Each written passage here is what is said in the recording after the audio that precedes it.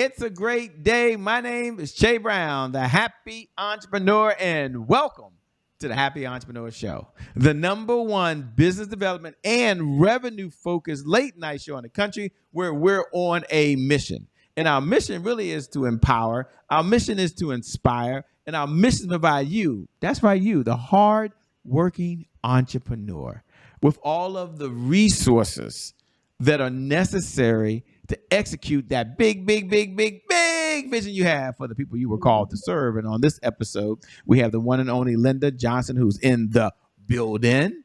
And she'll be talking about really finding your way as a faith based entrepreneur. What's going on, Linda? Welcome to the Happy Entrepreneur Show. How Hello. are you? I'm good, Shay. Hello. So great to be here. Thank you so much.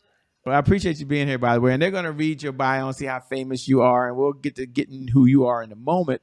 But when they talk about finding my way as a faith-based entrepreneur, take a moment, if you will, and talk about what does it mean just to be an entrepreneur? Because some folks, they're entrepreneurs and they have a business. And there's some folks who are entrepreneurs in their job. Okay. So they've got to manage their way through their career. So here's the question. Why do people struggle today with just even being an entrepreneur?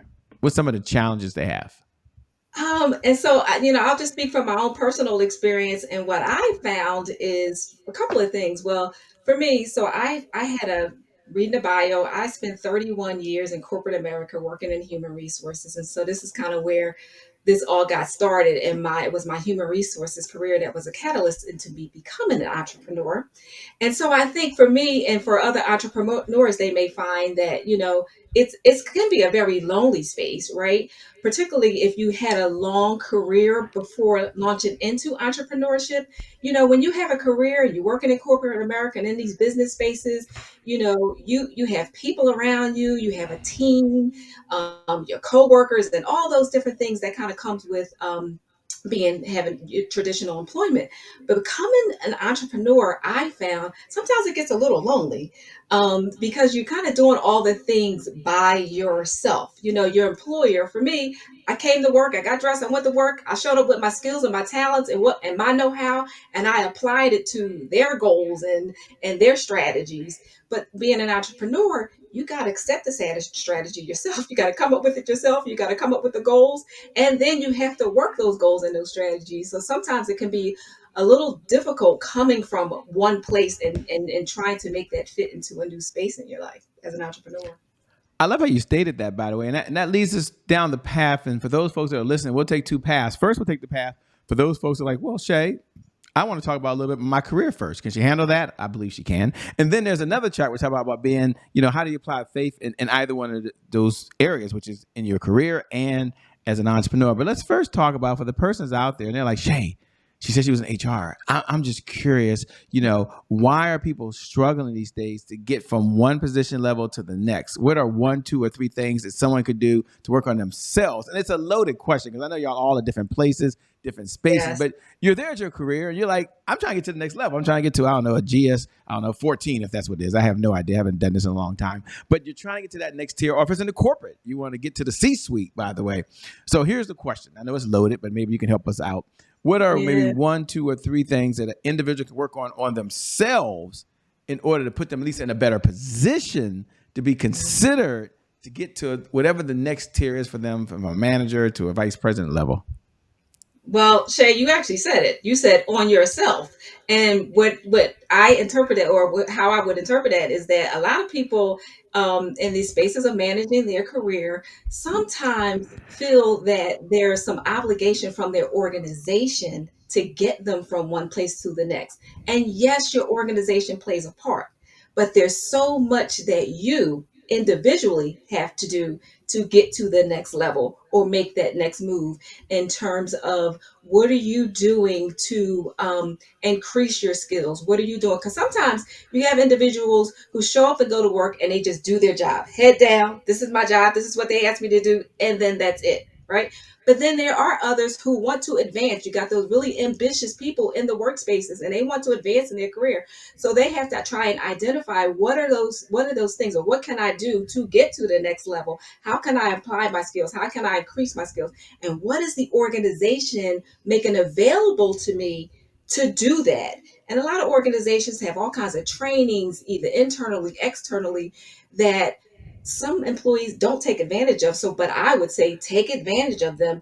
And then the other point I would like to also add is something that they could do: find a mentor, find somebody that's going to advocate for you and understand the skills that you demonstrate or what you bring to the table within the organization. Because and you may find somebody that knows that very intimately because they work with you, but they're that person can maybe share that with somebody else to say, hey, XYZ is really, spot on and doing her, she really got the skills to do this. So maybe you got something going on in this team. That's the person to be on it. So it's about finding somebody that can mentor you, and also finding somebody that can advocate for you.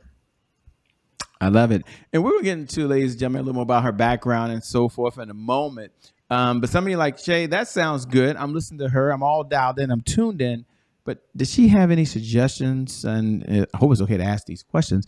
Mhm. In terms of how do I manage my manager? Like, okay, I know there's some things I can do, but I also want to make sure my manager or my vice president, or who am I directly reporting to, that they kind of know who I am too. So, is there such thing as that? Maybe this is a myth because again, I haven't been in corporate America in 20 years, ladies and gentlemen. But I can hear you back there saying, I got to manage my manager. I got to make sure they know what I'm doing so they can help push me up.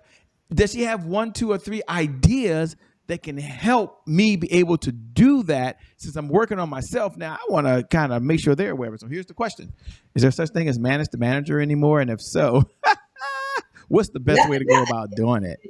there absolutely is the such thing as managing your manager. Is this? I think it's termed managing up. And Oh, how do you managing do up. Oh, that? that's the It's, managing it's up. I got to write that down. managing Managing up. up. That's right, managing up. And to me, I would describe that as just really knowing what your manager is looking for, and really understanding not just your goals, your individual goals, but what's your manager's goals, and how can you support your manager accomplish their goals. Like, what can you do, and how can you demonstrate to your manager that, yes, I know you have this slate of uh, commitments and a couple of things that you have to accomplish to move the business forward, and knowing what those things are and being able to help them. And then it makes me speak to one other thing, makes me have a thought about a client that I had. And she wanted to, there was a task that was set before her to do, and she kind of wanted to do it her own way. And her manager kept telling her, no, I really want to see the data this way. And she was like, well, no, that's not how I want to do it. And my advice to her was to try doing it the way that he wants it, kind of laid out for him, and see what their response is going to be. And then once she actually applied it in the way that he wanted to see the data, she found that it wasn't as challenging or difficult or anything different, a whole lot different than the way that she was doing it. But the recognition that she received from him by doing it his way, in a sense, and I'm not advocating to say, oh, don't do things your own way, because you have to do that. But when it comes to managing up, and understanding and really kind of getting intimate and understanding what your leader is looking for and how they are looking to accomplish those higher level goals. And if you can show that you can support them in that, is just also a way of managing up as well. It would be helpful. I love it. See, this is great. Now we get to talk to an entrepreneur. So for all our dualpreneurs out there, and there are many of them out there, by the way, Linda, who work a full-time job and they're a full-time entrepreneur. And they're like, well, Shay, this sounds great. And we're going to get into the entrepreneurship. But, does she have any suggestions around being able to prioritize, being able to handle multitask? Because in case she's not aware of it, yes, I work a full-time job, Shay. And yes, I'm a full-time entrepreneur, Shay. And yes, I take care of the husband or I take care of the wife. And oh, by the way, I want to make her aware I still got kids, okay? And they have their own schedules. And oh, by the way, I want her to also know, Shay, that I'm also involved in my community and I contribute and I'm involved in other activities. So what's her advice to someone like me that seems like I got to take care of everybody else? And don't worry, ladies and gentlemen, Yeah. she's aware of life coaching. She gets all this, but they're like, I got to take care of everyone else. How in the LL Cool J do I find time to take care of me and the things I got to do? What's her secret to priorities? What's her secret to time management? What recommendations does she have? Well, we're going to Yeah. ask her. How does someone so busy be able to do Yeah. so many things. Wow. And it's a lot. And like you said, what's the secret to time management? That is the question right there. Right there is the secret to time management. And when you have all these priorities and all these things that we get ourselves involved in, whether we have to or something that we just a passion and we just kind of want to fulfill our life with these various things. But then there's also our personal commitments like being a spouse, being a mother, and things, taking care of parents and things of that nature. I think it's for me personally, I do this thing I call it Reset Sunday. And when I reset on Sunday, is me just kind of like sitting back and taking time and really analyzing my week and what happened the week prior and thinking about what I want to do the week coming up in terms of what's important to me, what do I need to do, what is it that I don't need to do, because sometimes I find even myself, and I'm sure there's others out there, we get involved and we get engaged in a lot of different things that don't bring us joy. It's not fulfillment. Sometimes it's just we're doing it because that's what we've always done. And so we just kind of keep the wheels going. But sometimes you got to take time to sit back and reset and prioritize what you're doing and thinking about those things that bring you more, the most fulfillment in your life. What's going to move the needle in terms of you doing the things that that will help and support others and your family, your community, and also taking care of yourself as well and doing those things that bring you some fulfillment as well. So, take some time to reset and kind of like think things through a little bit in terms of what priority looks like for yourself. So as we move into, thanks for sharing, by the way, this whole concept of faith based principles. Faith based principles mean different things to different people. So if you can talk about Yeah. what is a faith based principle, that'd be good for the audience to know, so we're all on the same page. And then how does someone Yeah. apply those principles in their life? I mean, in their career and as an entrepreneur. So, question two parts: what are faith-based principles? So we all can be on the same page. And number Yeah. two, obviously, is how do they apply them in their career and in the business as an entrepreneur? Or Yeah. do they Yeah. belong there at all? I mean, I guess that's a debate, but Well, we'll get yeah. your view of the world. Yeah. Well, so what I do as a faith-based coach, I work with individuals who are at a place in their career where they want to align their faith principles with their career journey. And what that means really is, there's a lot of talk in the corporate spaces and the workspaces where they talk about, you bring your whole self to work. This whole space in diversity and inclusion. Bring your whole self to work.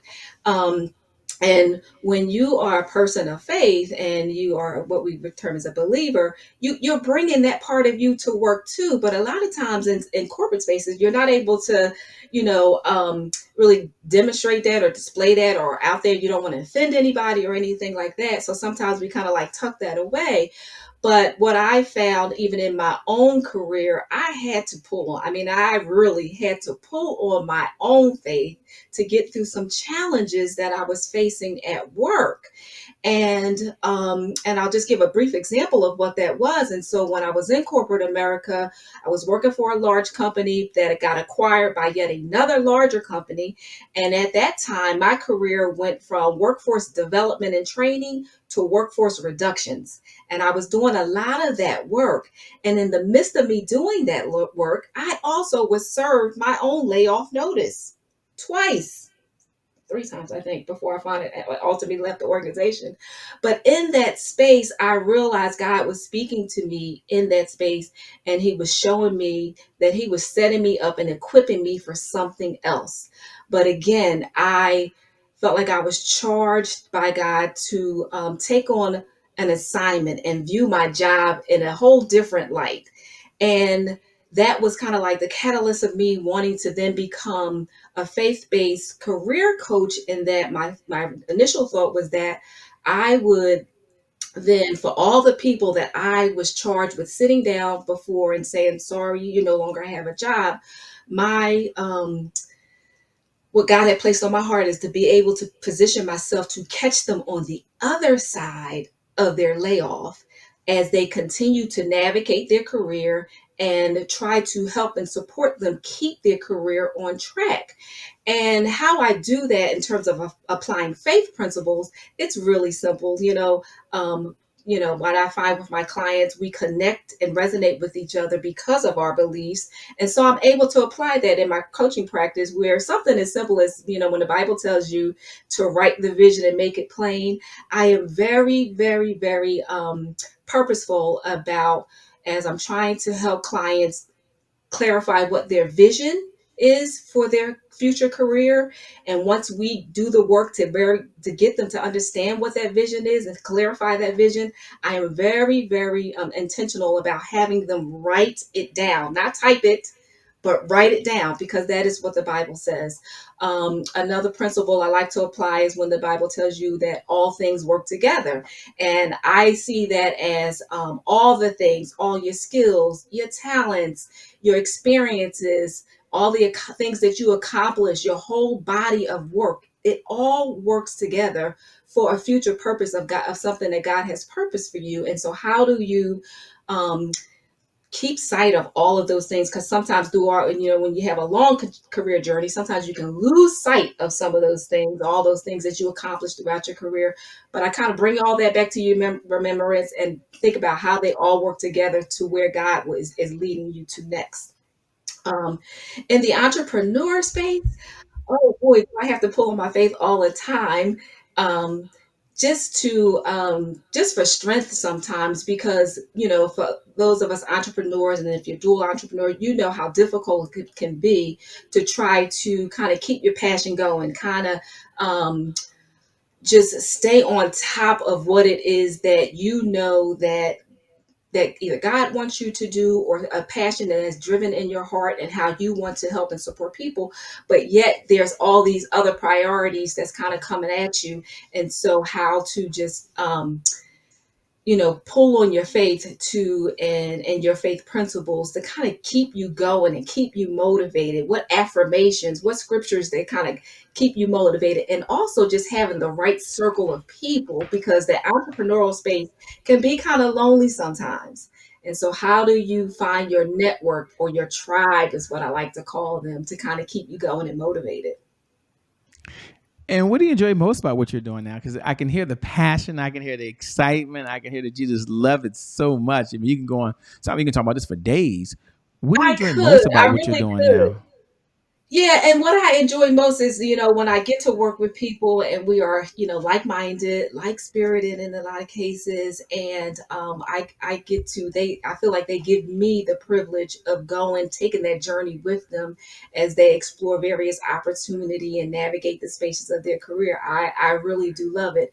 And one of the things that I really have a passion for, because I feel like, again, that God was setting me up and equipping me for something when I was in the space in corporate America during that workforce reduction space, and sitting with so many people. And so now I get the opportunity to work with people who have lost their job, and helping them keeping their career on track. And that I absolutely love, because I feel like I provide a safe space for them to heal and to move past some of the negative and hard emotions that they were dealing with, or sometimes people don't deal with. They jump from one job to the next and never deal with the emotions that they suffered in that previous job. So I give them a safe space to heal from their job loss, so that they can clearly move on to the next thing that God has for them, whether it's the next job or even to explore their call. And I do. I absolutely love it. And we certainly appreciate all that you're doing. We have a segment here called Today is My January 1st. Now, for those folks who tune in every night at 11 p.m. Eastern Standard Time, and you wait for this moment to say those magical words, today is my January 1st. You can go ahead and say that now. It sounds so good, I know. And then for those folks who are tuned in for Today the very first time, it's your very first episode, welcome to the Happy Entrepreneur Show. We're glad that you're here. Today is my January 1st, represents our personal mantra. It means you get a do-over. It Mhm. means you get a fresh start. It means the past, no matter how bright that past is or how gloomy that past is, the past no longer equals the future. And so my question to you on the other side, Linda, as you're listening, is really two parts. First, when you hear those words, today is my January 1st, what do you hear? What do you hear? What do you hear? And number two, where was the time that there was some setback in your life? Sounds like your life was perfect. Maybe it's been perfect, ladies and gentlemen. I don't know. That there was some challenge and you had to bounce back from it. Tell us about that, please. So today is my January 1st. That's an interesting question. And so I think about, yes, like so many other people's, we all have these challenges that we face. But my January 1st actually was a July 1st in 2019, because June 30th of 2019, I walked away from my 31-year career in human resources. And so July 1st of 2019, it was starting all over again. I didn't have the safety net of my corporate job. I didn't have the safety net of a paycheck anymore. And I was really tasked with now trying to figure out this entrepreneur space and how was I going to do it. I had things that was planning in my mind. I had been preparing probably, let's see, that was 2019. I want to say I probably started the process of thinking about it in 2016. That was when I met our friend, Dr. Dernice, who became my life coach at the time. And so she helped me navigate those spaces. But it was very much a challenge when I woke up on July 1st and thought, okay, here we go. We're going to do it or we're not going to do it. And then all of the planning that I had done up until that point, now it's like it's execution day. So July 1st was execution day. It was time for me to start taking action to become an entrepreneur. And so that was in July. In January of 2020, I actually formally became an LLC. And then, of course, a few short months after that, the pandemic happened. And at that point, I even said to myself, okay, well, I guess this is not going to work. This is not what was intended for me to do. I thought, well, maybe what I'll do is go back to work. But as you know, the world closed down and there wasn't no going back to work. And so it was like, okay, Linda, now you got to make this business thing work. And so I continued to push forward. And I'll have to say, I'll say to people, don't give up before you start. Don't give up even when it looks like you probably should, because I will say 2020 and 2021 was my best business years. And just think, in July, starting out, and even January of that, a few months later, thinking that maybe this is not the direction I should be going in, and this is not going to work. I must say, the year 2020 and the year 2021 were my best business years, which motivated me to just keep going, Linda, keep going, keep going, keep going. Wow, what a moment of transparency. Thanks so much. Certainly appreciate that, by the way. One of my favorite questions to ask is what's one of the best pieces of advice that you've ever been given? And I love to frame it for the audience because Linda's had so many mentors along this journey of life. Maybe some she met in person, maybe some she's read through books or watched through video these days. And I'm just curious if she had to reach out and just grab one. There's so many. I'm sure she could pick a dozen if she had to. She had to grab one idea that she's learned, that she's held on to, that she want to pass on to you. What would it be? And you get the benefit as well because you get to lean in now and take one idea that you could utilize for the rest of your life. So the question is, what is one of the best pieces of advice you've ever been given? Well, so many, but I'll share one. And again, this comes from our friend, Dr. Dartnese. I remember when I was first connected with her and I was struggling. I was working in corporate America, and it was this, I was at a place of having to make a decision. When are you going to leave this job to start this business? And I didn't want to be one of those people that just kind of did this big risky leap, because I'm pretty conservative in my life, and so I didn't want to do that. But one of the things she said to me that I share it with my clients all the time, particularly those who hesitate in making various moves in their lives. And I say to them, the longer you wait, it will become a weight. So the longer you wait to do something, particularly that thing that that is a passion and a desire, even when it's a purpose that God has placed on your life, the longer you wait to do it, the more of a weight that you're going to have to carry for it. So it just becomes a weight, and that weight doesn't go away. You're thinking about it, you're wanting to do it, that desire in your heart, that desire in your mind, the things you think about it, it's not going to go away. It's just going to become a heavier weight the longer you wait to do it. I don't think I've ever heard that, but I love it, by the way. Dr. Denise is so amazing. Shout out to her for Yeah. connecting us together. Yes. Let me ask a question. What do you do for fun when you're not out saving the world? When I'm not out saving the world for fun, I have a daughter and she lives in another town. And so I love going and hanging out with her. She's about to be 30 soon. And so she has a little dog, which is my little grandpa, which I absolutely love. So it kind of gets me out of town for a little while. And, I love doing that.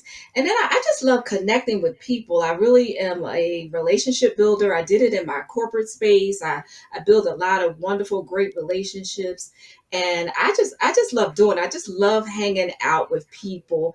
I'm an introvert, so sometimes crowds is not my thing. But if I can get a person one on one, we can have a good time. And I really enjoy that. Mhm. Well, let me say number one, as we come down the home stretch, we certainly appreciate you being on the Happy Entrepreneur Show. The last question I have, a two-part question, is number one, what type of clients are you looking to work with these days, if any? And number two, how can folks best connect with you? How can they stay in this conversation over and beyond the time that you and I have right now? Okay. Yes, I'm looking to work with ambitious Christian career professionals who are looking to align their faith principles with their career journey. And I'm also looking to work with those individuals, and there's a lot of them out there in this space now in terms of those who have lost their job. And I have a passion for those because I did a lot of that work in my corporate space. And what I really find that's so critical and what I had to do myself is that I had to first heal and I had to recover from where I was before I launched into where I was going. And a lot of people miss that piece. And I understand why they do it because, they got to pay the bills and they got to keep things going. But I would suggest that they would just find some space and carve out some space and make a priority. And I can help people do that.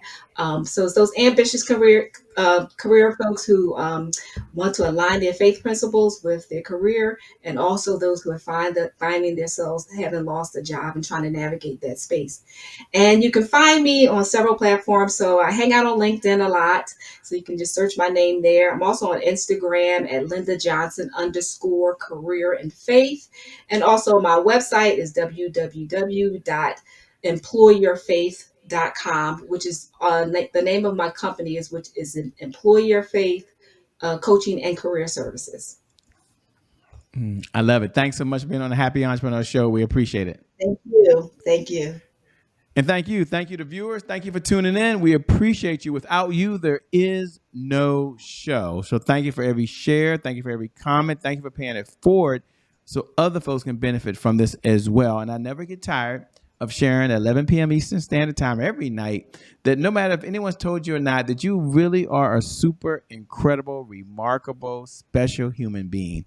And you're someone here that's doing some amazing things in the world. No matter if anyone tells you if you're awesome or not, I want you to know that you are, and that today indeed is your January 1st. And because of just that one reason alone, I believe your best is yet to come. They ain't seen it yet. Your best is yet to come. Your best is yet to come. With that being said, my name still hasn't changed. Jay Brown, the Happy Entrepreneur. Make it a great day, everyone, and we'll make some good things happen. We connect again next time. God bless. We wish you success. Peace. Bye-bye. So long, Linda. Take care.